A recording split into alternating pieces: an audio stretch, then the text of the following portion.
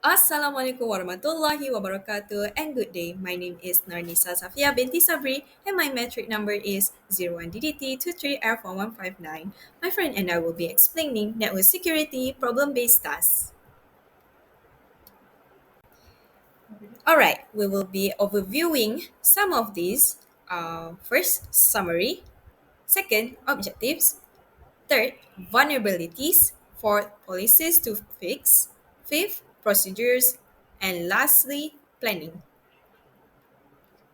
Alright, to summarize this problem-based task given, Delta Tech is an education institution offering over 10 tech-focused programs. Over the past 5 years, it has suffered multiple data breaches, resulting in financial losses and reputational damage. A newly hired Chief Information Security Officer, KISO, commissioned an elite cybersecurity penetration team to conduct a full security audit. The audit uncovered 15 critical vulnerabilities. So these are our focus in problem-based tasks: identifying and ranking the most critical vulnerabilities, writing policies to fix those issues, creating detailed procedures for staff to follow, and planning how to share and enforce these new policies. Alright, so these are the 5 vulnerabilities ranking table. First, weak password scrap within 7 hours. Okay, our recommended policy will be password management policy. It's because it has high risk of credential compromise and it also immediate attack surface and core to identify security. Second, unauthorized and escalated privileges. Recommended policy would be access control policy. It because it allows privilege misuse, inside threats, and lateral movement. Third, former employee accounts still active. Recommended policy would be account termination. Accounts may be hijacked or abused after employment ends. Fourth, inconsistent device update or configuration. Recommended policy would be endpoint configuration management policy.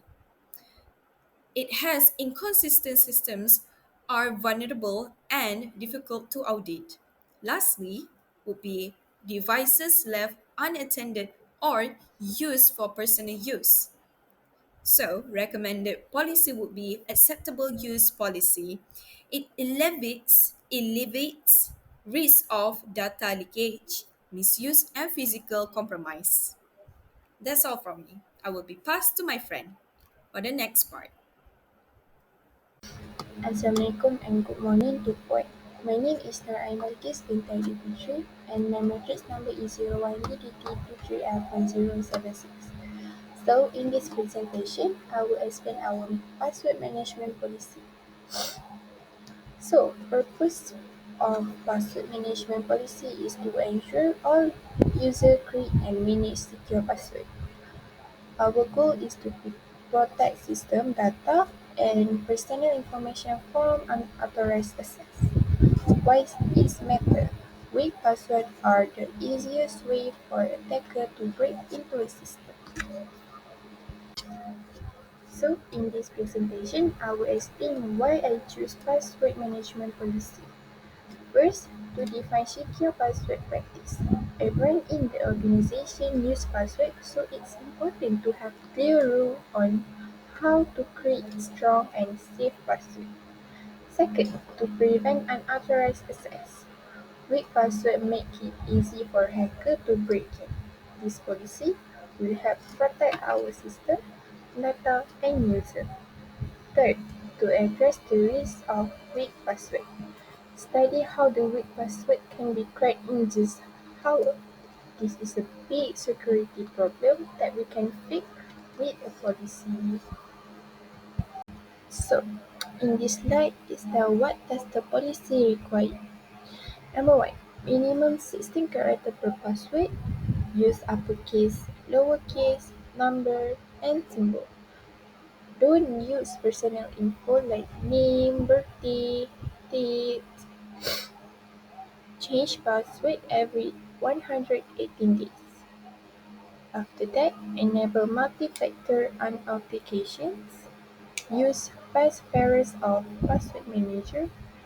Default password must be changed before use.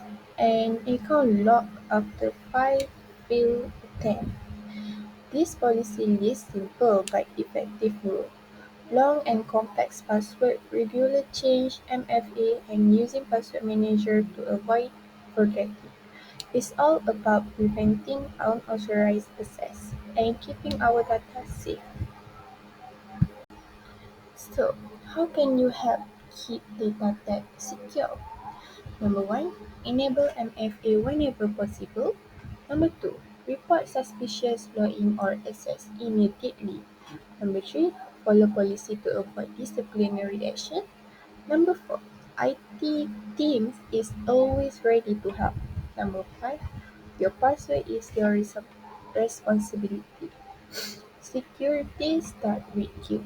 If you follow this policy and report anything suspicious, you're already making the tech safer. If you need help, IT team is ready to support. Thank you. Good evening, Buan. My name is Chijoey01DDT23F1077. So now I'm going to explain about the password management policy dissemination plan. So the purpose of this plan is to ensure that all employees, contractors, and third-party users at Delta Tech Institution understand and comply with the password management policy. It will outline steps for effective communication, training, enforcement, and evaluation of policy adherence. So the dissemination plan is called Policy Rollout and Awareness Campaign. So the target audience is all the employees, contractors, and third-party users with system access. The responsible teams is including IT, security, HR, corporate communications. Move to the phase one is the initial announcement and training. So for the day one, it is a company-wide email. It is a brief overview of the new policy, link to full policy document and procedure, and the deadline for compliance. Example is 30 days.